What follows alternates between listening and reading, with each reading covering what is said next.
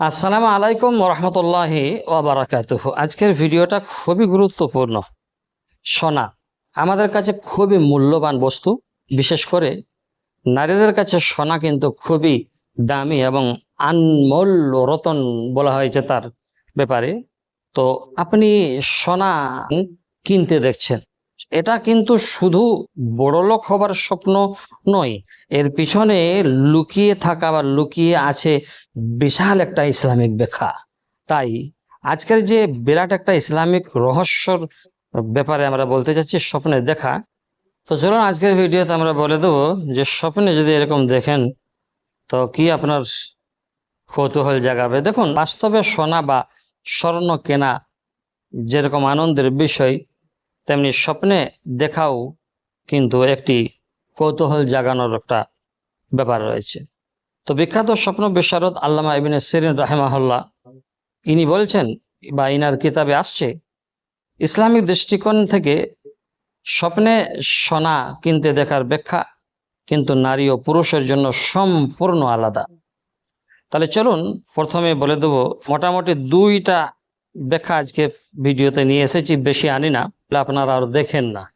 তো চলুন আমরা বলবো যে কোনো নারী যদি স্বপ্নে নিজেকে সোনা কিনতে দেখেন তবে তা অত্যন্ত শুভ ও ইতিবাচক লক্ষণ। অবিবাহিত যদি দেখে তো খুব শীঘ্রই তার বিয়ে বা ভালো কোনো রিলেশনশিপের সুসংবাদ আসছে, অর্থাৎ সম্পর্ক একটা সুসংবাদ আসতেছে। আর বিবাহিতরা যদি দেখেন তাহলে সংসারের সুখ ও শান্তি বৃদ্ধি, সম্মান লাভ এবং স্বামী বা পরিবারের পক্ষ থেকে বড় কোনো উপহার পাওয়ার ইঙ্গিত হতে পারে। 2 নম্বর স্বপ্নে আমরা বলবো ব্যাখ্যা, পুরুষদের জন্য ব্যাখ্যা, যে পুরুষরা যদি দেখে তাহলে এখানে রয়েছে আসল টুইস্ট। পুরুষদের কাছে কিন্তু আসল টুইস্ট রয়েছে। ইসলামে পুরুষদের জন্য সোনা ব্যবহার করা আপনি জানেন নিষিদ্ধ, হারাম। তাই কোনো পুরুষ যদি স্বপ্নে নিজেকে সোনা কিনতে বা পরিধান করতে দেখেন তবে স্বপ্ন বিশারদদের মতে এটি কোনো মানসিক চাপ, এটি কোনো মানসিক চাপ, জি, ব্যবসায়িক ক্ষতি কিংবা সাময়িক ঋণগ্রস্ততার সতর্ক বার্তা হতে পারে। পবিত্র হাদিসে এসেছে, আল্লাহ রসুল সাল্লাল্লাহু আলাইহি ওয়াসাল্লাম বলেছেন, উত্তম স্বপ্ন আল্লাহর পক্ষ থেকে হয়ে থাকে বা এসে থাকে, সাহি বুখারী শরীফে।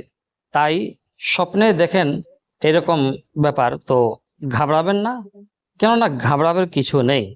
এটি কেবলই আপনার অবচেতন মনের চিন্তা বা কোনো ইঙ্গিত হতে পারে।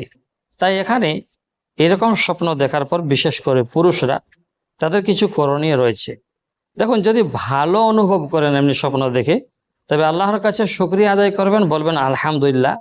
আর যদি খারাপ কোনো চিন্তা লাগে বা মনে করেন তবে আল্লাহর আশ্রয় চাইবেন, বলবেন আউযু বিল্লাহি মিনাশ শাইতানির রাজিম। তারপরে আপনি কি করবেন? সাদকা করবেন, কারণ সাদকা মানুষের সব বিপদকে কিন্তু দূর করে দেয়। আর এরকম স্বপ্ন দেখার পর যদি খারাপ লাগে তো ঘুম থেকে জাগ্রত হবার পরে বাম দিকে হালকা থুথু ফেলার বাহানা করবেন আর আউযু বিল্লাহি মিনাশ শাইতানির রাজিম পড়বেন। আশা করব বুঝতে পেরেছেন। ভালো থাকবেন। আসসালামু আলাইকুম ওয়া রাহমাতুল্লাহি ওয়া বারাকাতুহু।